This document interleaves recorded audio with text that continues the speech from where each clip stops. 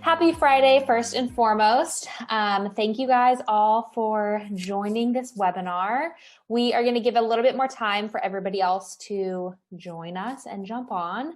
If you guys are new here, welcome to the celiac space. I'm Erin. I am a registered dietitian. I've been a celiac since early 2011, so it's been a journey.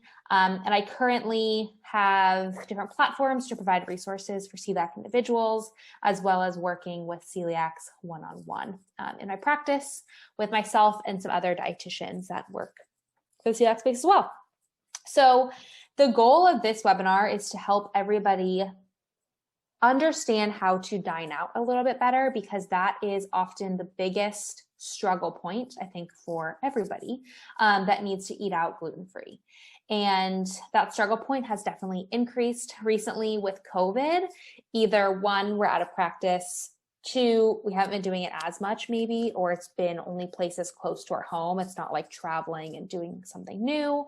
Or many of you maybe were diagnosed during COVID, so you haven't really had the experience to dine out, or you may be an individual that's like, I'm just going to wait for a little bit and then I'll figure out the dining out thing later. So regardless of where you're at, the goal is to help you get a little bit more comfortable with the skills, understanding the resources that are available, know the tools to help you feel more confident with dining out and do it in a safe way. So with that said, hold on, I have to change settings really quick. Okay, we are going to kind of dive into it. For those who are maybe joining us a little bit later, there will be a recording of this sent to everybody's email as well. So first thing I want to talk about with dining out is the mindset around it, because honestly, that's about 50% of the battle. I can go over all day different tips and tricks, which we will go over many of them. But it comes like you need to set up your right mindset before you even go into the restaurant. And everybody is going to be different. Now, you may be somebody that is really comfortable in a restaurant or comfortable asking questions and talking to people, and you want to ask all the questions. And you're okay with asking questions to servers. You have no problem requesting a chef or requesting a manager, and that's great. There's other individuals who don't want to ask those questions, and they would rather do as minimum as possible. That is kind of where I tend to lay for the, I'm kind of at for the most part. I'd rather not ask many questions. At the same point, I know that not asking as many questions does limit my availability for what is going to be offered, because it takes more questions to kind of advocate for your needs and figure out what they can offer for you.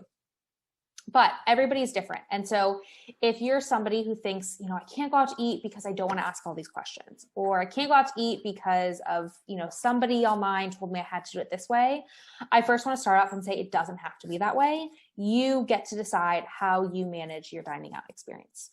Everybody is going to be different. I come from a family of celiacs, and we will go all out to eat together, and no two people are ordering the same way. So it really depends on your comfort level. It depends on your communication style. If you're an extrovert, if you're an introvert, if you've been to the restaurant before, right? So first and foremost, make it your own. Don't feel like you have to get stuck in one way of doing it. And even with that said, every dining experience can be different. So some days you might be in the mood to ask a bunch of questions. Some days you may not. We'll kind of go over what those strategies can look like for you, and you can piece together the different resources that work best for your dining out experience. So that's one thing to keep in mind. Another thing with mindset is if you're an individual who maybe is sitting on the other end of the screen and thinking to yourself, there's no way I could dine out. And I've heard this from many clients and many other individuals saying, how could you possibly dine out? How could I possibly trust somebody else to make my food and not make me sick? Or I've gotten sick before, so there's no way that I could possibly, trust anybody else to cook for me. Or maybe you're a mom and it's really nerve-wracking to feed it to your children because, that's another kind of risk. And I fully understand that. But I don't want you guys to get in the place where you're in your mindset before you even walk into a restaurant thinking I'm going to get sick, thinking this is going to be a negative experience. too often people do that, and before even food touches your lips, before you even order something, you're probably already in a very anxious, heightened state. That can make you feel sick on its own. So oftentimes I'll hear from people and they'll say, every single time I go out to eat, I'm sick. Even if I just order plain chicken from a gluten-free restaurant, I still get sick. And in some cases, it could be more IBS related. It could be more related to that anxiety mindset of getting sick and that anxious and nervousness of it, and not necessarily the food. It also could be something else to consider when dining out, is you may have other food sensitivities, or if you are used to eating in your own home and eating kind of all the same things all the time, and then maybe go out to eat and eat something completely different. Maybe it's cheese filled or extra fatty or just a bigger volume of food. That might also make you feel uncomfortable. It doesn't mean that it was gluten that made you sick. It could be something else. So I want to encourage you to kind of think too of what, if you do get sick or you do feel uncomfortable afterwards, think through other things that could be making you feel that way besides just gluten. Don't jump the gun, point the finger at gluten. Because that can also be really restricting and make it even worse the next time you dine out, because last time I got sick, when maybe that wasn't even gluten and you didn't do enough investigating to figure out, was it a food intolerance? Was it food poisoning? I've gone out with family members and I felt really sick afterwards. I had all the gluten symptoms. And then also so did everybody else in my family who isn't a celiac. So was that gluten? No, it was probably just food poisoning, unfortunately, right? So make sure you do some investigating as well, so that before you go into a dining experience, you're not already in that negative headspace.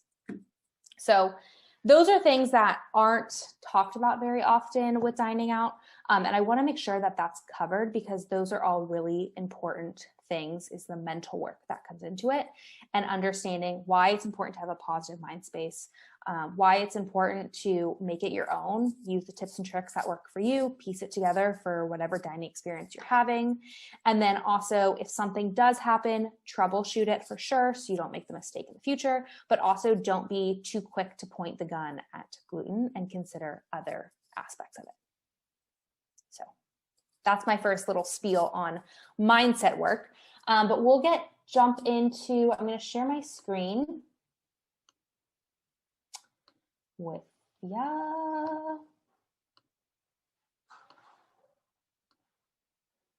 All right. So we talked about mindset. This should be your face when you go into a dining out experience, happy, ready to go, positive, regardless of maybe how you feel on the inside, fake it till you make it kind of thing. So that's mindset for you. I also want to talk about and share a little bit about my first dining experience, which is literally from this picture, and I remember this so well. Fuzzy camera screen circa 2011. So this was, I don't know if you can tell, this is me. These are my two best friends from high school. This is at a teppanyaki, I don't know if I'm saying that name right, restaurant where they cook in front of you. You can see 2 soy sauce bottles plopped right there. Now, looking back at this photo, I see a lot of things on there that also bring back memories, but this is my first dining out experience after being gluten-free.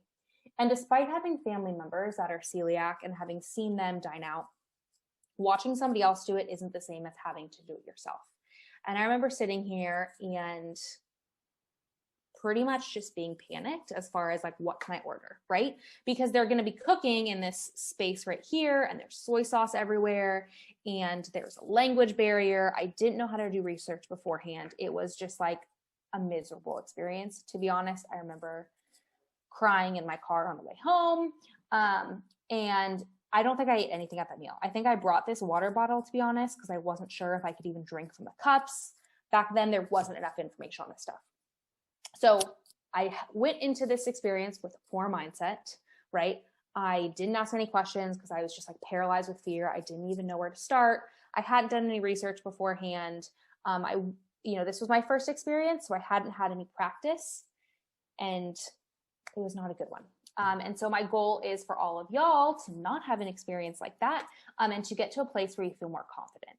And if what I just said and my experience reminds you of your dining out experiences, know that you can get to a place that is much healthier, much more balanced, safe for sure, and where you can have a lot more confidence. So that's something that I want you guys to be aware of. I know that if I were to sit in that restaurant right now, so funny. Okay, never mind. Somebody just joined the group. That is the name of this girl. Hi, Jennifer. Anyways, so if I were to sit at this restaurant today, I know I could order from there and be completely safe. So that is, something to keep in mind and a place where I want you guys to get. All right. So going over why dining out might be a challenge for you. And if some of these resonate with you, I wanted to let you know that you are not alone in this. So one of the biggest reasons is you've never done it before. Maybe you were newly diagnosed during COVID and you haven't been able to dine out. Maybe it's just been something where you're like, I can eat in my own home for a while. Why would I eat out? I'm too scared. I don't know how to do it. Whatever the reason, you've never done it before, that would be a challenge. You've heard horror stories. If you go on Facebook, you will see all the horror stories, unfortunately. And that will not give you a good mindset or, be very positive as you go into your dining experience. Another one is you don't know where to start. So if you don't know what questions to ask, if you don't know how to do research beforehand, it's going to leave you paralyzed, and that can cause a problem as well. The other one is being out of practice since quarantine. I would say I'm definitely guilty of this. I know going out to eat lately has been more of a challenge just because I'm like, I'm out of practice in my verbiage and how I word things. The other one is having bad experiences previous. So when I was first diagnosed, I definitely had more errors in the beginning, which is really normal. And everybody makes mistakes, especially during dining out. So with that said, we don't want to have those negative experiences be the only ones in your mind. And then lastly is not trusting others cooking for you. So this is a big one that I hear from most people as their complaint of, I struggle in my own kitchen learning how to be gluten-free. How can I trust another individual at a restaurant? Or I don't even let my own family cook for me. How can I trust somebody else, right? So during this, we'll go over kind of how to reduce the risks, how to navigate that a little bit better. Now, we talked about why dining out's hard. Why don't we just say screw it, let's not dine out?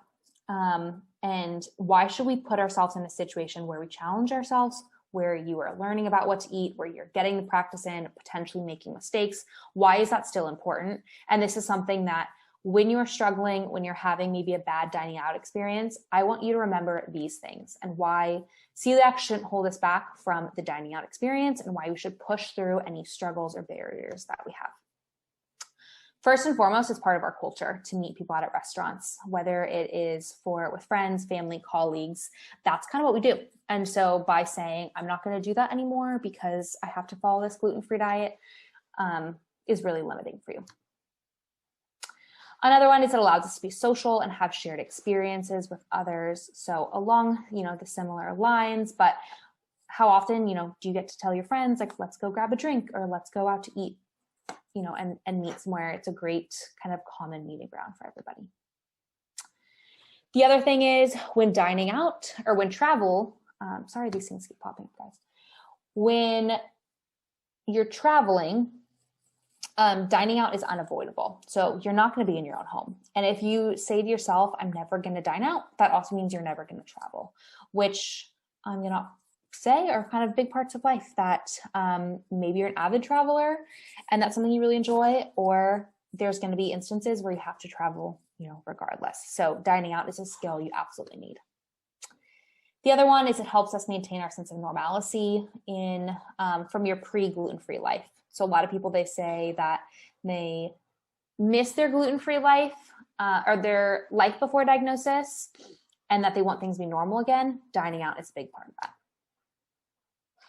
Another one is eating out means you can be spontaneous. So spontaneous with travel, spontaneous with meeting up with friends, spontaneous with trying new places.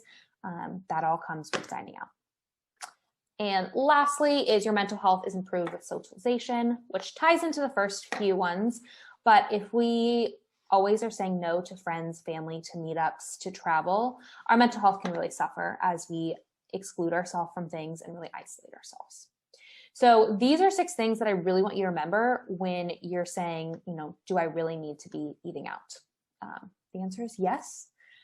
So we're going to talk about today those 3 steps to build your confidence and get you into the real world. Now I'm breaking it down to 3 simple steps. There are some things that won't be covered here, but I'll go over the resources with you so you can have access to them after this webinar. So first and foremost is to do some research. Now this can be done beforehand. In the beginning, it's probably going to take you a little bit longer as you learn how to get the hang of it, but with time, it does come pretty fast. At this point in my gluten-free journey, I can do it when I'm sitting at the table. I just quickly do it. But some resources are Yelp, Find Me Gluten-Free, and Open Table. Now, Find Me Gluten-Free, you would think would be the best one. I'm going to argue that it's not. And the reason is that it's very limited. So a lot of restaurants aren't going to be on there. So let's say you're traveling and you're in, I don't know, somewhere in Arkansas. And Arkansas is beautiful, by the way. But let's say you're in Arkansas and you're in a small city and you look up Find Me Gluten-Free and there's no restaurants. If you're too used to relying on Find Me Gluten-Free, you're going to say there's nothing I can eat here. Where if you were to use Yelp, that is way more crowdsourced, you will be able to find something and get more information than you would have on Find Me Gluten-Free. Now, I'm going to show you guys how to use Yelp. So I think I stopped sharing my screen. Did I? Yeah, I did. Okay. So some of y'all know we are renovating my house currently, which means the kitchen is under construction. So we're eating out tonight. So I figured I'm just going to show you what I'm going to do for my dining out experience tonight. Now, when I go out to eat with friends and family, I typically recommend or request, can we go to a Mexican restaurant or an American restaurant, and let them pick the rest. So I don't tell them this is the restaurant we have to go to. I give them some kind of boundaries. So you can either say, can we go do these 2 cuisines and let them pick the restaurant? You could also give them maybe 3 different restaurants and have them pick, of the 3. Or you can say, y'all pick, but I get a veto power. So if they were to pick something like a Chinese buffet, that would probably be pretty challenging, wouldn't have the best options for you. You might be like, I'm going to scratch that one, pick your next option. So those are kind of some 3 strategies. But I usually go with, let's pick a Mexican or American and go from there. So tonight we're going to Mexican. It's a local place in Georgetown, Texas, where I'm from. And I'm going to show you guys how I use Yelp. You guys would do this for any location local to you. This isn't a chain, so that's what we do. All right. So first, this is hard to see on my screen. Okay, first you can go to the website of the restaurant. The restaurant's called El Monumento or El Mon. Their menu, to be honest, is really confusing, but you can see it online here. I don't really spend my time reading these things, to be honest. I kind of scroll through and see if there's a gluten-free menu. That's really what I'm looking for at this point. If they have a gluten-free menu, great, that helps me narrow it down. With that said, though, a gluten-free menu does not mean that everything on there you can blindly order. That means it's gluten-free by ingredient. It does not mean that it's gluten-free by cross-contact or worrying about preparation methods. But it helps steer you in the right direction. And also, if you ask the waiter for a gluten-free menu, that's kind of a red flag to them that, like, this person might need, have some more questions or need help or whatever. But I don't think El Mon has a gluten-free menu, to be honest. So now I go to Yelp, which is my holy grail of gluten-free resource stuff when dining out. Now, the reason I like Yelp, again, is because it's bigger crowdsourced, right? So 354 photos. There's probably 1 million reviews on this place. Yeah.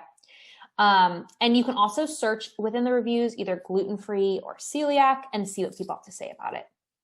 So good gluten-free options. My friend accompanied me is gluten tolerant. They don't have official gluten-free certification. Yada, yada, yada. This place, I know that they don't have a gluten-free menu. They're not really trained in gluten-free specifically, but they are understanding of it. So through these reviews, you can kind of get a better feel for that. But I always go to photos. Now, a photo says 1,000 words, which is why I like to see these. You can also look at the menu on here. So if they don't have a menu, if it's a smaller place and they don't have a website, you can also see their menu on Yelp. But I usually just go straight to food. Now, this is a Mexican restaurant, and we'll go over a little bit more with Mexican like questions to ask. But as far as research goes, what I'm doing here is to look at a few things. So first, I'm looking to see how things are plated. What I mean by that is like the fajitas, for example. I can see here that the meat is separate than the rice and the beans. This like little salsa dish or whatever also comes separate.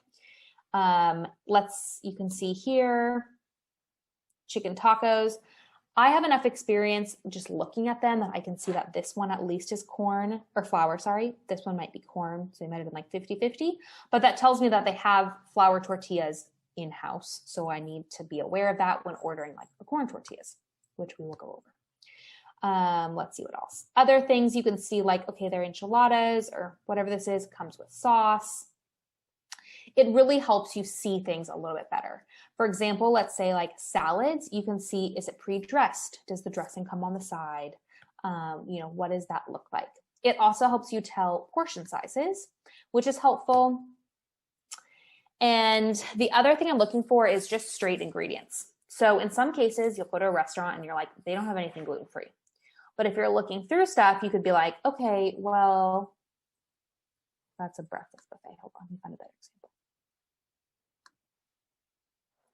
Okay, I know for sure they have eggs in the back of the house, right? There's an egg right there. I know for sure they have salsa and guacamole, so I can at least get an omelet.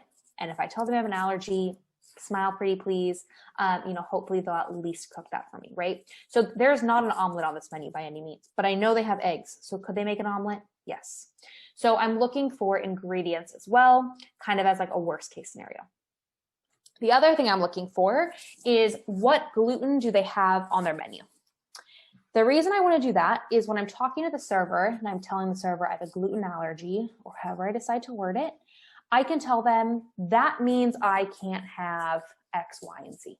In this location, I would say I have a gluten allergy. That means I can't have flour tortillas or fried items, for example. Then they know better, like, okay, this is what I need to avoid for that person. For example, if you go to a Chinese restaurant and you're like, I can't have gluten, they might think, oh, gluten's only in Italian food. It's only in pasta and bread. We don't have pasta and bread here. They might not know that it's in soy sauce. So if you go to a Chinese restaurant, you would say, I have a gluten allergy. I can't have your noodles or soy sauce. Paint it really clear for them. Remember that they are not the gluten-free expert, just like you weren't before diagnosis. You are the gluten-free expert. So the more context clues you can give them and the server, the better. The other reason these photos are helpful is if there's a language barrier, you can just point and be like, I want that. Okay, I don't want that, but you know what I mean. Or you can say, I can't have that. You can also, just use it in general and be like, I don't see this on your menu, but what is this meat here? Is that carnitas? Is that gluten-free? Can I have that instead? So that is also helpful. So this is why I like Yelp. Again, a picture says 1,000 words. I kind of clip through it.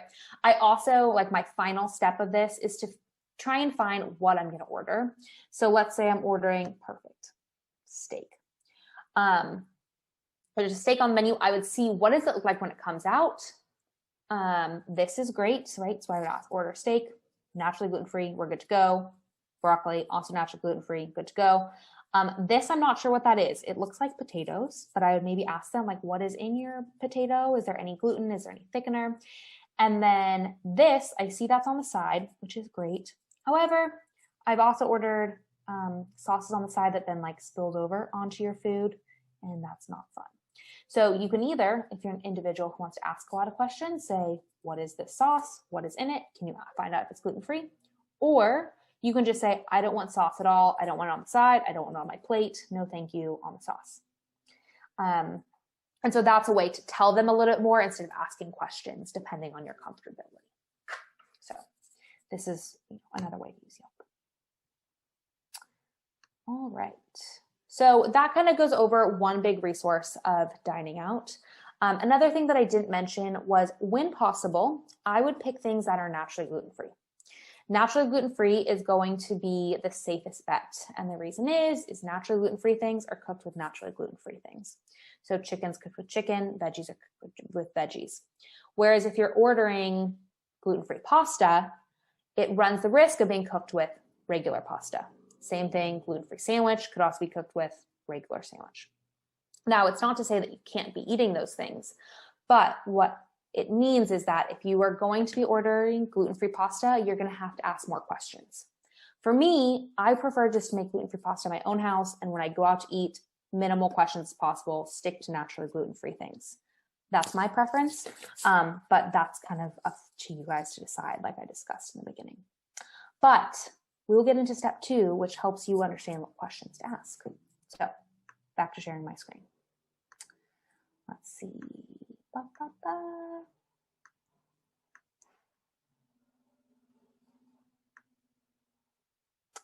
Okay, so we talked about doing some research. Again, you could use Find Me Gluten-Free, but I definitely suggest Yelp, if not both. So the next one is learning what questions to ask. Now, this is something that takes some practice because every restaurant is a little bit different, cuisines are different, and how you word the questions is going to be a little bit different. And also how you order is going to be different based on your food preferences and how you speak and what you want to order. So for example, tonight at El Mon, I'm going to get the fajitas. I order fajitas pretty much at every Mexican restaurant, and my order is always the same. I equate it to saying the Pledge of Allegiance. Like, I can tell you my fajita order just like I can the Pledge of Allegiance. Like, it just rolls off the tongue. It's easy. I've said it a million times, but that takes practice.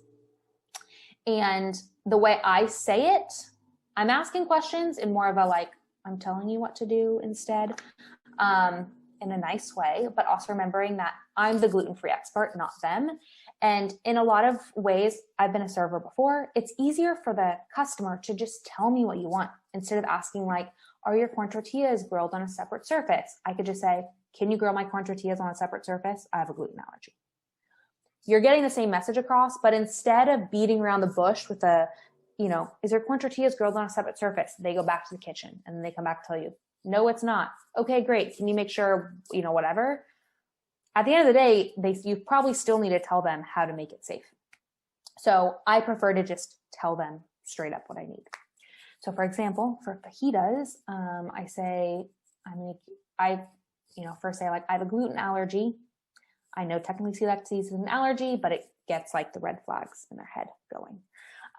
So I have a gluten allergy. I would like the chicken fajitas. What else do I say?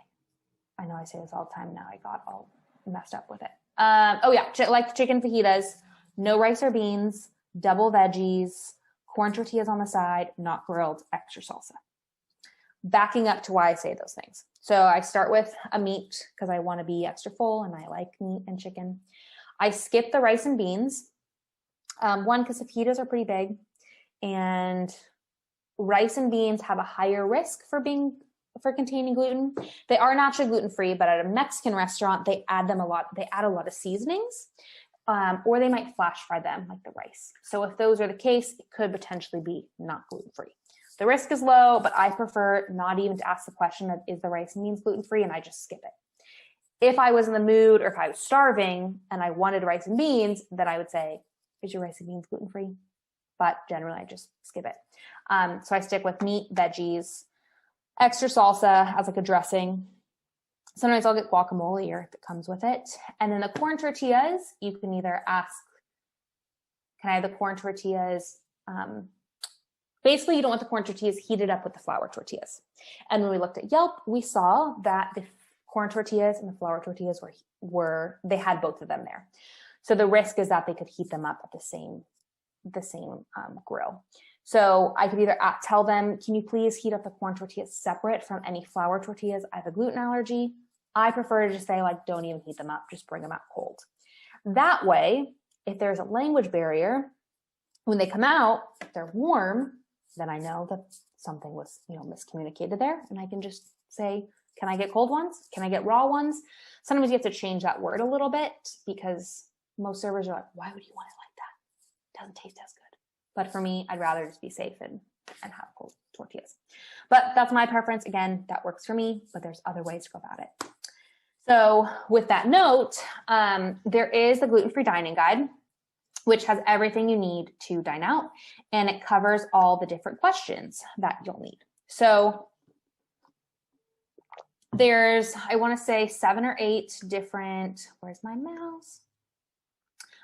There's 7 or 8 different like main restaurants there, like Chipotle, Starbucks, Red Robin, Payway, those kind of places. But I think the meat of it is in the specific cuisines.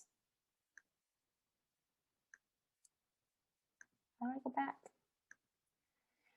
Is in the specific cuisines. So I think there's maybe 15 different cuisines. So it's like Mexican, American, sushi, cafe, brunch, buffet,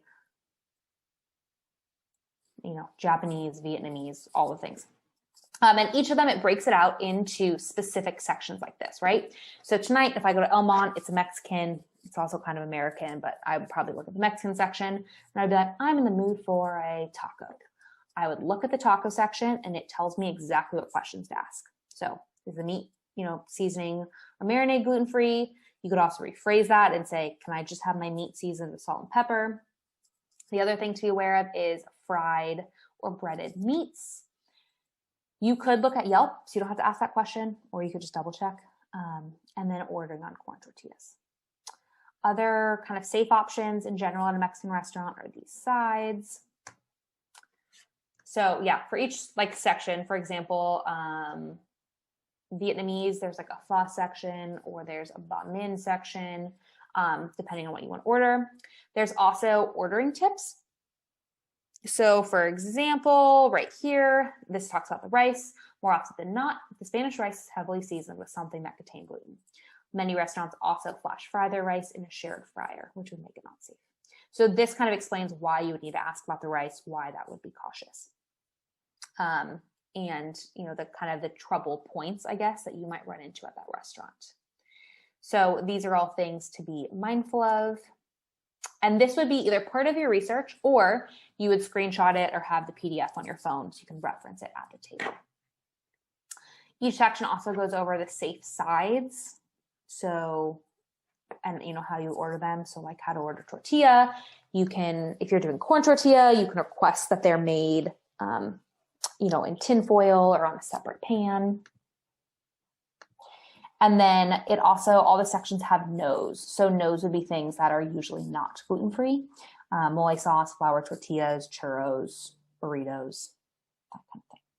So this is another great resource about what questions to ask, and it really lays it out for you pretty specifically. Third and final step is just get out there. And this kind of ties into the mindset that I talked about in the beginning, but getting out there, meaning try. Try to ask the questions, knowing that you might make some mistakes and you might trip up, like I just did, telling you guys my fajita order. There may be some instances where your salad comes out with croutons on it because you forgot to remind them no croutons, and you have to navigate that. With all those, though, it's learning experiences, and it's learning experiences and that you can carry on with you forever. And it's better than never learning at all. So truly the best way to learn how to do this is to do it.